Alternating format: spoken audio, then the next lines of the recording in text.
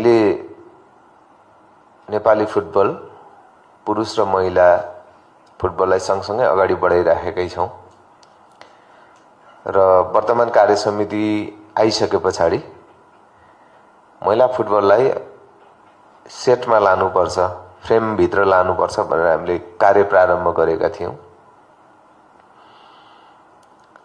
पहिले चाहिँ विभागीय टिमहरुसँग खेलाडीहरु हुने, तीनटा विभाग खेलेपछि प्रतिस्पर्धै नहुने, त्यसकारण कतिपय नकआउट टुर्नामेन्टहरु र अरु प्रतियोगिताहरु पनि खल्लो जस्तो हुने यस्तो स्थिति थियो।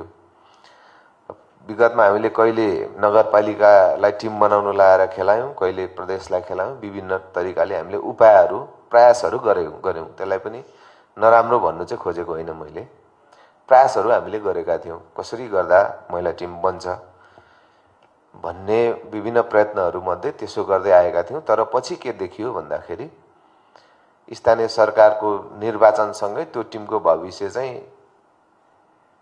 अगाडि जाने कि नजाने भन्ने निर्धारण हुने रहेछ। एउटा मेयरले निर्वाचित भएर आउने, टिम बनाउने, खर्च गर्ने, अर्को आइसके पछाडि टिम नबनाउने, खर्च नगर्ने, टिम डिस्ट्रोय हुने यस्तो देखियो।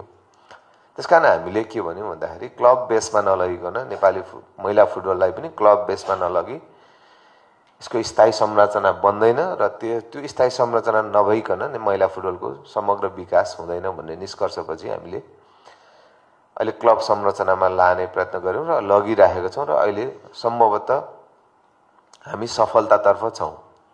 त्यसै अनुरूप हामीले क्लबको क्वालिफाइङ ओपन गर्यौं, त्यो सम्पन्न भइसकेको छ र अब 10 वटा टिमको बीचको लीग चरणमा हामी प्रवेश गरेका छौं। यहाँसम्म आइपुग्दा हामीले के देख्यौं भन्दाखेरि प्रचुर मात्रामा महिला खेलाडीहरु उत्पादन हुनुभएको छ। एपीएफ यस्तो टिम थियो कि अरूसँग प्रतिस्पर्धा हुन नसक्ने भन्यो भने त्यहाँ पनि अहिले प्रतिस्पर्धी विभागहरुसँग पनि अरू क्लबहरुले प्रतिस्पर्धा गर्ने भनेपछि कम्पिटिटिभ हुन थाल्यो महिला फुटबल, नभए कम्पिटिटिभ थिएन। यो के इन्डिकेसन हो, के संकेत हो भन्दाखेरि महिला फुटबलको विकासको चाहिँ बेस बन्यो भन्ने हामीले निष्कर्ष निकालेका छौं। र त्यति मात्रै होइन कि हामीलाई डर थियो कि यो हामीले गोल्डन टिम भनेका थियौं, जेनेरेसन भनेका थियौं यो अहिलेको महिला टिमलाई, र आउने ब्याकअप कस्तो हुन्छ भन्ने चिन्ता थियो। तर हामीले गएको इन्डियामा भएको फ्रेन्डली म्याचमा 2टा म्याच खेल्यौं र सिक्किमको म्याचमा जुन टिम सेट गरेर कोचले खेलाउनु भयो त्यसले पनि के पुष्टि भयो भन्दाखेरि हामी अब लामो समय महिला टिमको यो प्रदर्शन लामो समय जान सक्छ, राम्रो प्रदर्शन, उत्कृष्ट प्रदर्शन लामो समय जान सक्छ, ब्याकअप तयार भएर आइरहेको छ भन्ने कुरा त्यहाँबाट पनि पुष्टि भएको छ। त्यसकारणले पनि महिला फुटबलको विकासमा राम्रो बेसहरु तयार हुँदै गइरहेको छ र लामो समयसम्म महिला फुटबलको एउटा स्तर हामी माथि लान सक्छौं भन्ने संकेतहरु देखा परेको छ। त्यसैगरी महिला फुटबलको आकर्षण हेर्नुभयो भने अब भनेर साध्य छैन। प्रत्येक खेलाडीले अब विशेष स्काउटिङ गर्नुपर्ने अवस्था आइसकेको छ भने यो सबै हाम्रो उपलब्धि हो।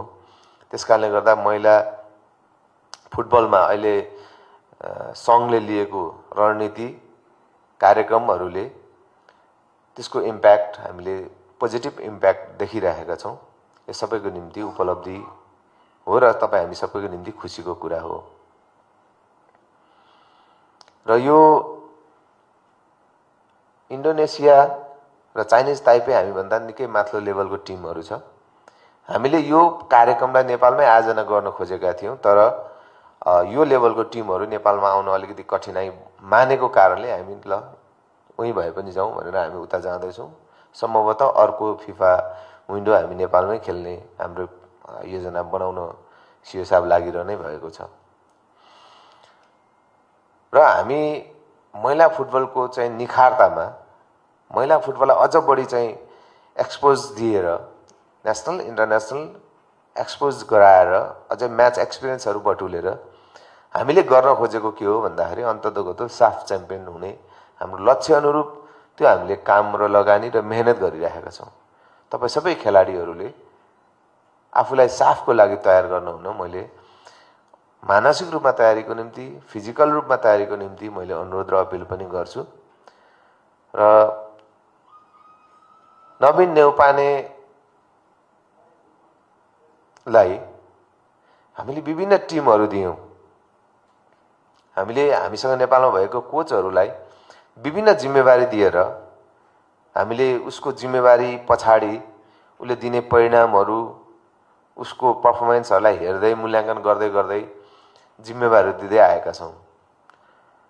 र नवीन नेउपानेलाई हेड कोच दिनुको कारण भनेको चाहिँ अरू केही कारण होइन, उसले दिएको रिजल्टहरू। उहाँलाई नेसनल टिम पनि दियो, नेसनल टिममा पनि राम्रो गर्नुभयो, 23 दियो, 23मा पनि राम्रो गर्नुभयो। अनि अहिले महिला दिइराखिएको छ र अहिलेसम्म राम्रै गरिरहनु भएको छ। तपाईँहरूले कोचलाई कोअपरेट गरिरहनै भएको छ र नवीन नेउपानेसँग र यो टिमसँग साफ च्याम्पियन हुने हामीले चाहिँ विश्वास लिएको छौँ। नवीन नेउपानेलाई त्यो विश्वास गरेका छौँ हामीले। नवीन नेउपाने लगायत अरू कोचिङ स्टाफ पनि फेरि यहाँ राजकुमार, हाम्रो चाहिँ भगवती उत्तिकै मेहनत गरिराखेकै छ होइन, हाम्रो गोलकिपर कोच लगायत। त्यस कारणले गर्दाखेरि हाम्रो लक्ष्य अब साफ च्याम्पियन हुने हो। हामी जहिले पनि डिलमा पुगेर फर्किनु परेको छ। त्यस कारणले गर्दा अब चाहिँ पेनाल्टी एरिया, डिबक्स एरियामा लगेर बल घुमाएर यता ब्याक पास हान्ने होइन कि पोलमा गोल हान्नु पर्यो। अब आउने साफ चाहिँ गोलै हुनु पर्यो है। त्यस कारण हामी बिचमा हाम्रो सामूहिक लक्ष्य त्यो हुनु पर्यो र हामी बिचको कतिपय चाहिँ बाहिर आएको होइन विभिन्न खालका कथाहरूलाई हामीले चाहिँ जवाफ दिनु छ। यो मुखले बोलेर नहुने रहेछ कि यहाँ चाहिँ रिजल्टले जवाफ दिने रहेछ होइन। के भन्छ के भन्छ होइन, के जवाफ दिइरहने, कता मुख लागिरहने भनेपछि तपाईँ हाम्रो समग्र उत्तर भनेको रिजल्टले दिने हो।